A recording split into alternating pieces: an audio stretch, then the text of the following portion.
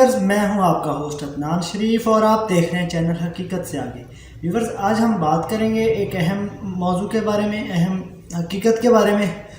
دوست کہتے ہیں اگر ہم بیرون ملک پروڈکٹ کا بائیک آؤٹ کریں گے تو ہمارا گزارا نہیں ہے، ہم کیا کریں؟ تو ان کے لیے میں نے خصوصاً یہ ویڈیو بنائی ہے۔ آپ نے ویڈیو کو سکپ نہیں کرنا، اینڈ تک ویڈیو دیکھنی ہے۔ صبح صبح میری نظروں سے ایک ویلاگ گزرا جس میں دوست نے کہا کہ اگر ہم اسرائیلی پروڈکٹ کا بائیک آؤٹ کرتے ہیں، اگر ہم فرانسیسی پروڈکٹ کا بائیک آؤٹ کرتے ہیں تو ان کو کوئی نقصان نہیں ہوگا، بلکہ ہمارا گزارا مشکل ہے، ہمارا جینا مشکل ہے۔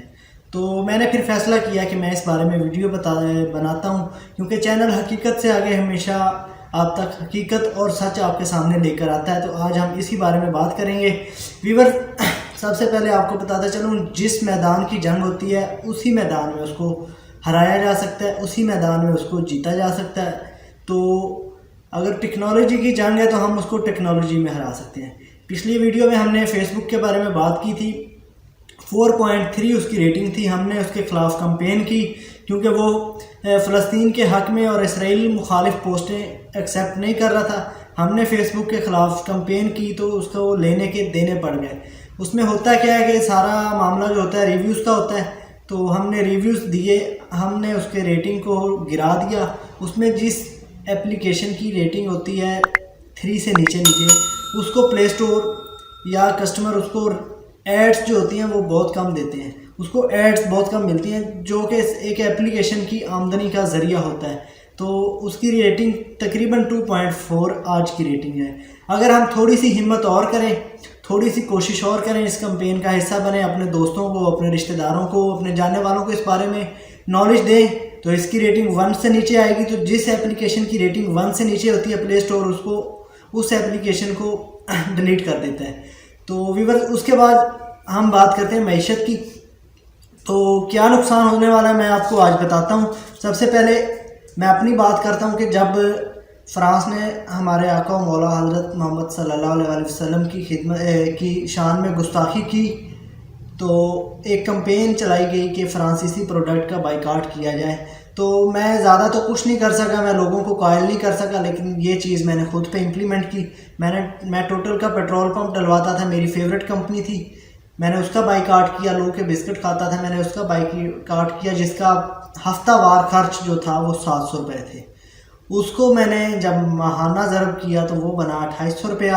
اس کو جب میں نے اینول چیک کیا، میں کتنا اینول ان کو دے رہا ہوں، وہ ہے 33,600 روپیہ۔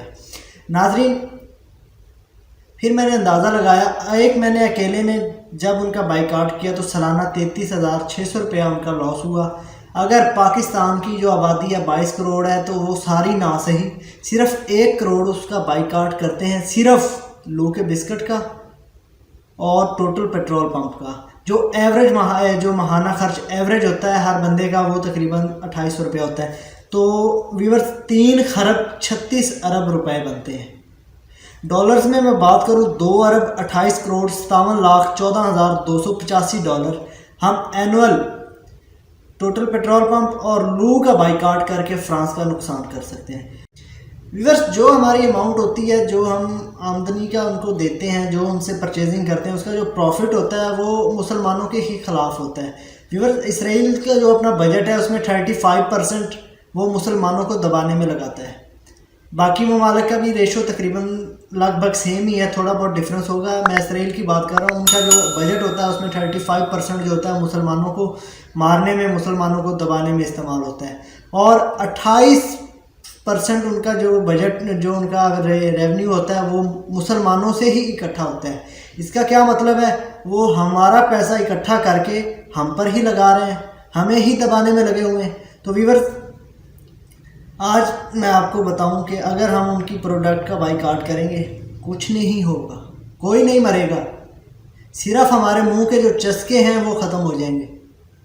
یار، منہ کے چسکے ہیں نا، لیمن پی لو، لمکا پی لو، گورمے پی لو، اس کے علاوہ لوکل 3-4 برانڈ اور بھی چل رہے ہیں، تو آپ وہ پی لو۔ آپ نے منہ کا چسکا پورا کرنا ہے نا، ضروری نہیں آپ کوک پیو گے تو آپ کا چسکا پورا ہوگا۔ کوک کے بغیر آپ زندہ رہ سکتے ہو، ایمان کے بغیر آپ زندہ نہیں رہ سکتے۔ پیپسی کے بغیر آپ زندہ رہ سکتے ہو، ایمان کے بغیر آپ زندہ نہیں رہ سکتے۔ اسپرائٹ کے بغیر آپ زندہ رہ سکتے ہو، بلکہ یہ چیزیں آپ کی ہیلتھ کے لیے بھی نقصان دہ ہیں، آپ کی ہیلتھ کو بھی نقصان پہنچاتی ہیں۔ اس کے علاوہ ویورز جو اب میں آپ کو واضح کر دیتا ہوں کہ جو بندہ اسرائیل کی پروڈکٹ استعمال کرے گا وہ ایسے ہے جیسے وہ فلسطینیوں کا خون پیے گا۔ وہ میں اس لیے کہہ رہا ہوں کیونکہ جس پیسے سے ہم وہ چیزیں خریدتے ہیں اسی پیسے سے وہ گولیاں خریدتے ہیں، وہی گولیاں وہ فلسطینیوں کو مارتے ہیں۔ اصل قاتل وہ ہیں یا ہم ہیں؟ ویورز، معیشت جو ہوتی ہے وہ ایک ملک کی ریڑھ کی ہڈی کی حیثیت رکھتی ہے۔ اگر کسی ملک کی معیشت کمزور ہے وہ جنگ نہیں کر سکتا، اگر کسی ملک کی معیشت کمزور ہے وہ آپ اس کو قرضے دے کر آپ اس کو کسی بھی طرح اپنے ڈاؤن میں لا سکتے ہیں۔ جس طرح آج کل پاکستان کی معیشت تھوڑی سی ویک ہے، ورلڈ بینک، IMF یا باقی جتنے بھی ادارے ہیں وہ پاکستان کو قرضہ دیتے ہیں، اس کے بعد پاکستان کو ان کے فیصلے ماننے پڑتے ہیں۔ تو اسی طرح اگر ہم اپنی پروڈکٹ استعمال کریں گے، پاکستانی پروڈکٹ استعمال کریں گے، پاکستان کی معیشت مضبوط ہوگی، پاکستان کا قرضہ کم ہوگا، پاکستان پہ جو ایکسٹرنل پریشر ہے، پاکستانی جو ہمارے انٹرنل افیئرز ہوتے ہیں اس میں جو ایکسٹرنل مداخلت ہوتی ہے وہ بہت کم ہو جائے گی، پاکستان کافی حد تک بیرونی پریشر سے آزاد ہو جائے گا۔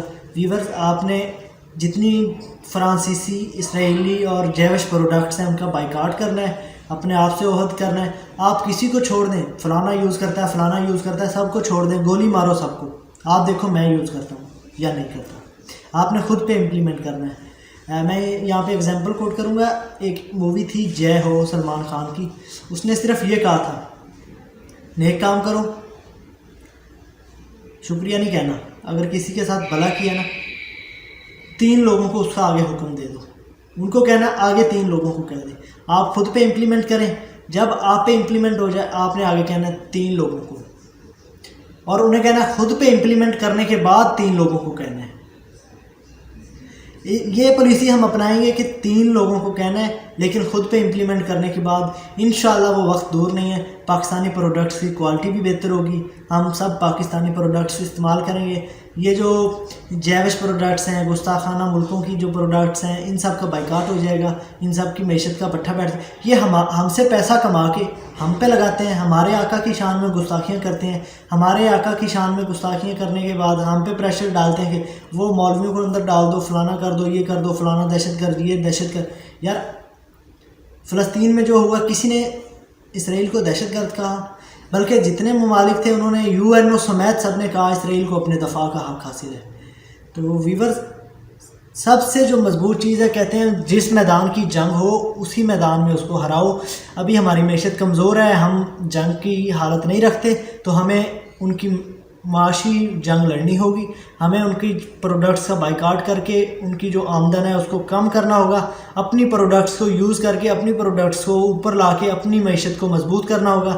اس سے روپیہ مضبوط ہوگا، ڈالر بھی نیچے آئے گا، مہنگائی بھی کم ہوگی، اور پاکستان بھی ترقی کرے گا، اور ہمارا ایمان بھی مضبوط ہوگا، دل بھی مطمئن ہوگا، اور انشاءاللہ فلسطین بھی آزاد ہوگا، کشمیر بھی آزاد ہوگا، اور مسلمان دوبارہ ترقی کریں گے۔